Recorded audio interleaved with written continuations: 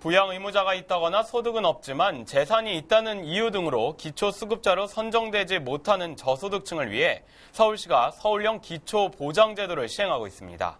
전국에서 처음으로 시행되는 서울형 기초보장제도에 대해 박정인 기자가 기획 취재했습니다.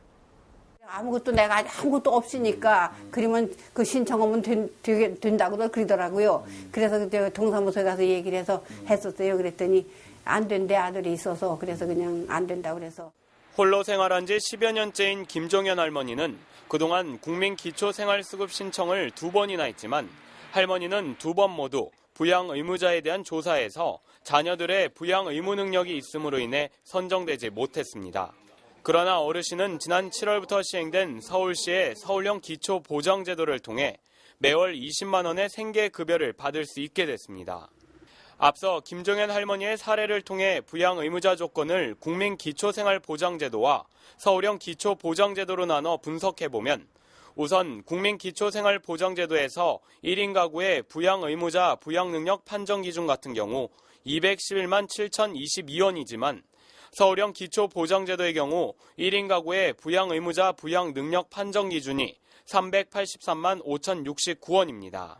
특히 서울형 기초보장제도의 부양 의무자 기준은 부양 능력이 없음과 있음으로 분류하고 있지만 국민기초생활보장제도의 경우는 부양 능력이 없음과 미약, 있음으로 구분하고 있습니다. 또한 서울형 기초보장제도의 경우는 본인의 소득이 최저 생계비 60% 이하이면서 전체 재산이 1억 원 이하인 경우를 선정 기준으로 삼고 있지만 국민기초생활보장제도의 경우 소득 인정액 기준이 재산 기준과 소득 기준을 합산하고 있습니다. 서울시가 복지 사각지대를 발굴하고 지원하고자 마련한 서울형 기초보장제도의 대상자로 선정되면 수급자는 생계급여와 교육급여, 장제급여를 지원받게 됩니다. 현재 지원되는 내용은요, 생계급여하고 그다음에 교육급여, 그다음에 장제, 해상급여 4가지 급여가 지원되고 있고요. 생계급여 같은 경우는 지금 현재 국민기초 생계급여의 약 50%에 준하는 금액이 나가고 있습니다. 대략 1인 가구 같은 경우는 최대로 한 20만 원 정도가 나가고 있습니다. 한편 서울시는 서울형 기초보장제도의 시행을 위해 상담과 조사 안내를 맡을 임시 보조 인력 475명을 선발해 이번 달까지 지원한다고 밝혔습니다. 그러나 일부에서는 이러한 임시 방편적 인력 구조보다는 전담 공무원의 인원을 확충해야 한다고 말합니다. 현재로서는 중앙정부에서 공무원 증원에 대한 뒷받침이 늦다 보니까 서울시 일선 지방자치단체에서는 공무원 수를 늘리지 못하니까 계약직 형태의 보조 인력을 채용해서 업무를 하고 있는데 이거는 굉장히 임시 방편적이고 이 구조가 오래되다 보면 아무래도 새로 시작되는 서울형 기초보장제도의 사회복지 프로그램에서의 품질 같은 것도 떨어질 수 있기 때문에 조속히 이 일을 전담할 수 있는 공무원 수가 확충이 되어야만 본래의 취지를 달성할 수 있을 것 같습니다. 더욱이 서울형 기초보장제도와 국민기초생활보장제도를 함께 조사하는 현장 사회복지 전담 공무원들의 반응은 더욱 신통치 않습니다.